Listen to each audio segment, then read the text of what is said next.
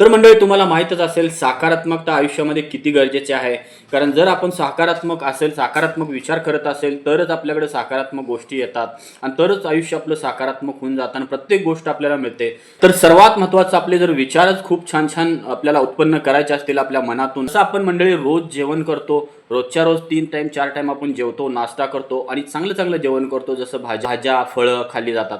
त्याच्यामुळे आपलं शरीर खूप चांगलं राहतं, निरोगी राहतं. तर मंडळी तसंच आहे की आपल्या मनाचं जे खाद्य आहे ते जर चांगलं असेल तर आपले जे विचार आहेत तेही चांगले येतात. तर मंडळी मनाचं जे खाद्य आहे ते जे दिवसभरातून आपण म्हणजे जे ऐकतो ते मनामध्ये जातं, जे आपण बघतो तेही मनामध्ये मंडळी साचलं जातं.